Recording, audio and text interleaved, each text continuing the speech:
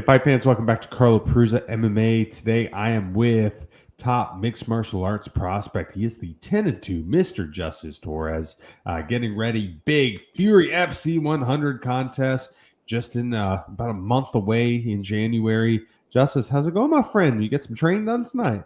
Oh yeah, got our sparring in, got the wrestling in. Just ran the mile, so nice. Everything's nice and good. So you're taking on Cameron Graves, Fury 100. We're talking about a little bit before the interview. The card is absolutely loaded, man. If you're a regional fight fan, if you're a fight fan in general, you look at this one, you're like, wow, there could literally be 4 or 5 UFC guys on this card. It's freaking nuts. To be part of that, is that pretty cool? No, for sure it is, and Eric outdoes himself each time. He always says it's gonna be the best card. It's gonna be the best card, and it keeps getting better and better. He makes these great matchups, so kudos to him. You're coming off of a victory your last time out, took on Bilson. We got a big win overall, championship fight, huge contest for you. What was that like? You know, um, it was kind of weird because at first I was supposed to fight Yadier Devalle, and that ended up falling out because he got contender series. So then it was a switch up between opponent after opponent after opponent, and then finally I got him. So, you know, um, I don't like to play too much into watching styles, but it kind of came into my favor. I feel like because he was that wrestling heavy versus in like throw like heavy hands, kind of like how Yadier is, and so it wasn't too much of a difference. But as far as the actual fight, I had fun with it. He was strong, and ultimately I got the job done. You're such a fun fighter to watch, and I think one of the things that I love, you're very well rounded. You're really good at switching up between the strikes, between the kicks. You can use that wrestling, you can use the jiu-jitsu if needed. At one point in the career, did you really start thinking, hey, if I want to chase the UFC, if I want to chase the big shows, I got to be as well rounded as possible here? That was whenever I started training with Coach Saul, because I used to only you can look back at like my amateur days. Those fights are like horrendous to watch. Like it was horrible.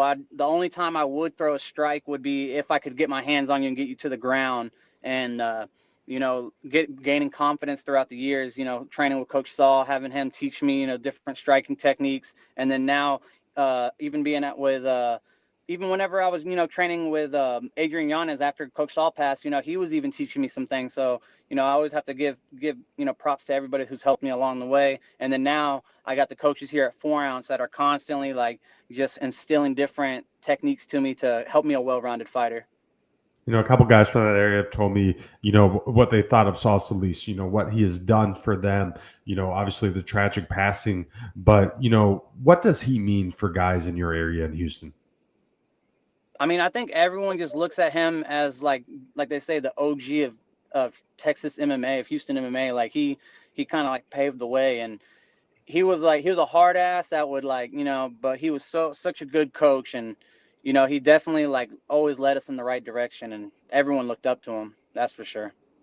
No, gym that you're at now, obviously 4 ounce MMA. A lot of killers there, man. You have Mikey Yes. Aswell, already had his crack at the contender. Came up a little short. A lot of people think he won the contest. Definitely going to be in the UFC in the very near future, I would imagine. Tons of top prospects. Daniel Pineda doing a wonderful job over there. To me, from the outside looking in, really seems like a family environment where everyone's pushing everyone. Is that the case? For sure, it definitely is. Like you said, we have like I feel like almost all of our guys are top prospects. You got Alden getting ready to fight for the title. You got Hector Sainz. He's making his way towards that title. So if not after this fight, the next one. And then you got, like Micah and then we even got some amateurs that are coming up that are just, just way ahead of their time right now. They're doing very well. What is that like being able to fight on a card, with teammates, with buddies? I mean, is it kind of, do you see negatives and positives to it? Like, obviously, it's awesome. You're all there together, you train together, but, is it weird if one were to lose or something like that? Yeah, I mean, I like it because at the end of the day, like I don't know, I just get more comfort knowing that my guys are with me. But then at the same time, like if I watch one of my teammates take that L, it's definitely hard. But then also too, it kind of gives you that motivation, like, you know what, I'm gonna get this win back for the team. Like, and it does kind of push you. But at the same time, yeah, it's a love-hate thing, honestly. Mixed martial arts is something that's so culturally accepted in this day and age. There was one time people were calling this human cockfighting, where there was like barbaric and criminal, and it wasn't legal everywhere. It's kind of nuts, and now it's to a point where people are watching this every single weekend. And I feel like the casual fans look at the GSPs, the Johns, the Joneses, the Jorge Masvidals, and they're like, whoa, being a fighter, this is amazing. Look at this lifestyle. Little do they know, battling on the regional scene, man, is one of the toughest things anyone can do. Money's not great on the regional scene. A lot of guys have to do the 9-to-5 job. Some have kids, some have wives. You're losing money fighting. You have to pay to train. You have to deal with a bunch of killers who want it just as bad as you, punch them in the face, get punches back, miss birthdays, anniversaries, don't see family members. You do this day in and day out to try to chase that dream and try to get to the big shows. Why have you chosen to do this? Because, it's just something that I just feel like I was born to do. Like, I just love the aspect of like breaking somebody and like just going in there and instilling my will. And like you said, like I have to do this for my family now. Like, I was never good in school, so that, going to college and being a doctor was out the window, that's for sure. So it was like, I can fight. I've always got into fights growing up. I was like, I'm gonna do this. And like you said, I work freaking every day, wake up at 5 a.m, take the kids to daycare, go to work, pick them up from daycare, drop them off, and then I got to go pick them up, cook dinner. So it's a lot. And then, but also too, like you said, my wife, she's right there with me, helping me out whenever she's not working. So it takes a team. And that's really what motivates me to keep doing this, is knowing that if I make it all the way, I can provide for them and continue to just keep providing for them. For you, what's the ultimate goal? Oh, UFC champion. I want to be one of the greats. I just want to be one of the greats. I want to go down in the history books when it's all said and done. They're gonna be like, that guy Justice, he was good. He's one of the best. So if you look at your record right now, obviously 10-2, anyone's gonna be impressed with that. There's a reality show. Well, I don't want to call it a reality show, but there's a show that airs on Tuesdays starting in August called the Dana White Contender Series. I think I'm familiar with that one. You're familiar with that one. A lot of guys fighting on there have a very similar record. It's usually 8-0, 9-1, 11-2. With the win here on Fury, do you feel like your next stop is the Contender? Honestly, I feel like I'll just go ahead and get that call in. I've already, like last season for the Contender Series, I got the call like once. I couldn't take it because I had stitches in my eye. And then the other one was Yadier ended up getting that one. I wasn't going to be able to make it. So Yadier did it. And then even with the John Jones card, they hit me up on the Monday and asked me if I was going to be able to make weight. And I wasn't going to be able to. So couldn't even get. So I think with the win over this will just keep me on that short notice list. And I'm just going to go ahead and stay ready and not make that mistake again. And I will get the call in. Wait, so you were offered a fight on the MSG card a few weeks ago? So I was called Monday night by my manager and asked me, hey man, what's your weight? Are you gonna be able to make weight? And I was like, well, because this is how it all played out. The week before, we had heard that it's a possibility. So me and Mikey were both like, all right, we're gonna start cutting weight. We're gonna get ready. And he was, so I kind of got into my own head, and I'm like, man, I think they're going to choose Mikey over me. So I kind of wasn't taking the losing the weight so serious, but then I still was. But then I heard that the UFC made it public, and I'm like, okay, they're definitely taking somebody in-house over somebody who's off the regional scene. They're not going to choose me. So then I just wasn't even like, really focusing on the weight. I was getting it down, but not heavy like that. And then sure enough, Monday night, my manager calls me and he's like, hey man, what's your weight? And I was like, it's high right now. And he's like, can you make weight for Friday? I'm like, wait, what? And he's like, can you make weight Friday? I'm like, when would I leave? He's like, you'd leave tomorrow morning. He's like, can you make the weight though? He's like, you have to make weight. And I'm like, honestly, I don't think I can. I was like, can we do it at 55? And he was like, we'll see. And then ultimately it just didn't play out that way. The fact, though, having that confidence, you're 27 years old now. Obviously, we've seen that they're interested in you. You have a wonderful record. You feel like right now would be the perfect time, to start finding those big shows? No, for sure. Yeah. I mean, that's all I can think about. Like, not all I can think about. It's just like, I just know it's there. Like, I know it's going to happen. So it's just a matter of time. And I just, like I said, just got to keep staying ready. And I'm just looking forward to it. That's something that, the sport has evolved so much. I feel like back in the day, 15, 20 years ago, when Chuck Liddell and some other guys did it, they'd fight, they'd do their training camp, they fight, Then they're drinking beer on the couch for like 4 weeks, 6 weeks. Then they're getting Yeah. back into it again. In this day and age, if you want to be in the UFC, if you want to be a world champion, you have to train You year got round. to exactly. And that's the thing. So whenever I first started off as as a professional, I would do exactly that. I'd get a win, go party with the boys, and then afterwards I'd be getting back up. I'd get all the way up to like 180, and then I got to make my way back down to 145. And so now knowing that, like, after them offering that to me and asking if I could make the weight, it kind of was like surreal. Like, dang, like you really are in this short list, Justice. So you do have to stay ready. Like, don't take this for granted. Don't mess up. You got to stay ready. So after this fight, I will not get over 165. I will stay. I'm gonna get to the weight that I weigh whenever I fight, and then that weight will stay at 165 until I get that call. I'm not gonna make no mistakes. I'm gonna stay healthy, and I'm gonna stay ready. You mentioned that you have a 9-to-5 job. What do the coworkers think of this lifestyle? Some of them, they don't believe that I fight because I don't have like the cauliflower ear, and like, not to, like, I guess, like, sound like cocky to them, but I don't ever come out my fights like beat up or anything like that. So the most I have is like maybe a busted lip on the inside. So, but the ones that actually come and like actually watch me, they think it's awesome. They love it. Some of them mess with me and be like, yeah, I can still beat you up though. So it's funny. It's kind of crazy. Like when you think about the UFC and mixed martial arts in general, 15 to 20 years ago, there wasn't many shows. I remember growing up, you might have got one UFC pay-per-view a month, then maybe a fight night, like one every 2, one every 3. Pride did limited shows. But we're in a day and age now, UFC alone, that's like 40 dates. But if you really wanted to, if you have Fight Pass, you could legitimately watch a fight like 4 days out of the 7 a week. I mean, all these different regional promotions. Is that just a testament to you on how much the sport has blown up and progressed? Yeah, and I think it's just awesome too, just seeing how much it's grown. Because when I started watching it, I remember watching like when I first started watching, I was watching like Uriah Faber on like I think it was like WEC or whatever it was, and then like watching like the early UFC fights, but I never really paid attention to it that much.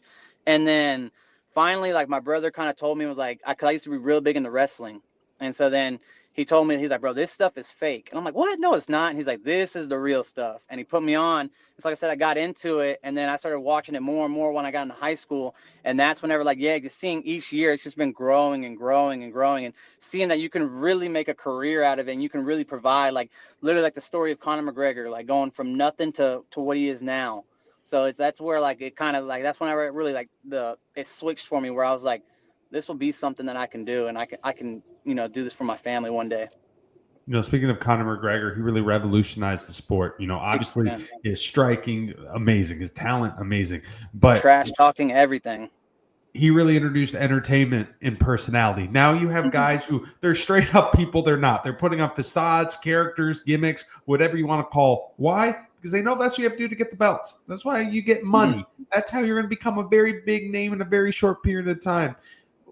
Having a personality, having that entertainment factor, is that something that crosses your mind, or do you just do you and whatever happens? I think about that a lot.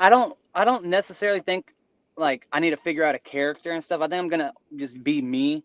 But I think the fighting will do it for me. Like, okay, and I've never been one to like if, for example, with Cameron Graves, I'm not gonna go and talk shit to him. Now, if he wants to talk some shit to me, then okay, I'll talk back. But I'm not gonna start figuring out something, like, I don't like doing that. So, or even doing the whole pushing the head and stuff like that. I'm just, so I don't know, but I know what you're talking about, like trying to get a character like how Colby Covington does, and like, get in their head, or like just how, they do that. I don't know. Maybe I will, maybe I won't. I don't know. I think I'm just going to be me though in the end, honestly. For you growing up, who were some of the inspirations in the MMA world? Whenever I was growing up watching it, I was like I said, I watched my first fight. I was watching BJ Penn. I watched the Chuck Liddells, and then I saw John Jones, and it was funny. So whenever I was younger and I was watching all these fights, I always loved like the heavyweights and the light heavyweights. So keep in mind though, my oldest brother is like 6'8", 6'7". My middle brother's 6'4", and then my little brother's 6 foot. So when we were growing up, I was like, oh, I'm gonna be big. I'm gonna be a heavyweight. I want to be like, I want to be like Nogueira. I want to be like this guy. And then, I ended up being a featherweight. So, but yeah, these are the heavyweights. Looking up to all those guys, like Frank Mir, watching them, I was like, dang, that guy's cool. Being a big dude that could still use his submissions and everything. So, all right, let's get into the fight. You're taking on Cameron Graves. Overall, what do you think of him as an opponent? I think he's a tough opponent. He's a veteran, obviously. I believe I actually watched him win the title way back when, and so he's always been a good fighter. He's pretty well rounded. So, and I got to watch him fight Mikey. So, I don't necessarily think he's gonna make the same mistakes that he made with Mikey and stuff. So I think it's gonna be a good fight. But ultimately, I just think my pace and just the way I fight is gonna be too much, honestly. You think the youth might play in your favor here? But I don't. What is he, like 29? Maybe He's 30? 31. He's not that older. Oh, I mean, not that much older, but just yeah. has a little more contests than you. I guess, yeah, because he has more I only been doing this for like a little. He's done this way longer than me, but so maybe, yeah, maybe ultimately that will have something to do with it. But I think the biggest thing is going to be like I'm just hungry for it. I want this. It's honestly it's my time. Like he had his time with the title. All respect to him and Alex and his team. He had his time, but it's my time now. I'm coming to make a statement, and I'm making my way into that UFC. Are you going in here with thinking this is the biggest fight of your career? No, for sure. After even the fight before, I looked at it like it was my contender series. Whenever I started getting told like, hey, you might get contender series, every fight I looked at was like, okay, I need to do this like it's my contender series shot. So the last fight I looked at like it was my contender series shot. I was trying to get that finish and went all 5 rounds. I didn't get the finish, so I was bummed out. It was cool. Everyone said it was a good performance, but at the end, whenever I went home and I rewatched it, I was like, dang, I could have done this. I could have done that. And this time I don't want to make that mistake. I want to go in there. I want to get the finish, and I want Sean Shelby to be like, I need that guy. You are a very fun fighter to watch. Obviously, you can go out there, you can get finishes. You've done it throughout your career. A lot of times when we see guys get signed into the UFC, they're coming off of a huge knockout. They're coming off of a huge submission. They're coming off of a dominant performance. Going into a type of contest like this, when you're like right there, do you have to is there a fine line? Is there a balance of the mindset of going out there, getting the job done / getting a finish? Yeah, I mean, because like I said, you always want to fight for the finish, but you also, too, you don't want to get overzealous and get yourself caught. So I'm just going to fight my fight at the end of the day. You always just fight your fight. But like I said, you do have to fight with that sense of urgency. Like, hey, I can't just hold on to this title. I'm defending this title, and I'm going to finish him. All right, Justice, last question, my friend. In a perfect world, what is the outcome when you take on Cameron Graves January 12th, Fury FC 100? For the perfect world will be me walking out there, all my friends, family, sponsors there cheering me on. I get a first round finish. I go back to my family. I bring that belt to my son again, let him hold that and enjoy that. And then I get that call from my manager saying, hey, man, Sean wants you. It's your time. Let's go. Absolutely. Well, Justice, hey, man, thank you so much for talking to me tonight, dude. I can't wait to watch you return to the cage, my friend. And I think you have a very bright future ahead of you, my friend. Thank you. Thank you. Absolutely. Well, that's it for us tonight. That's Mr. Justice Torress, Fight Dr. Carl Perza. Stick around, fight fans.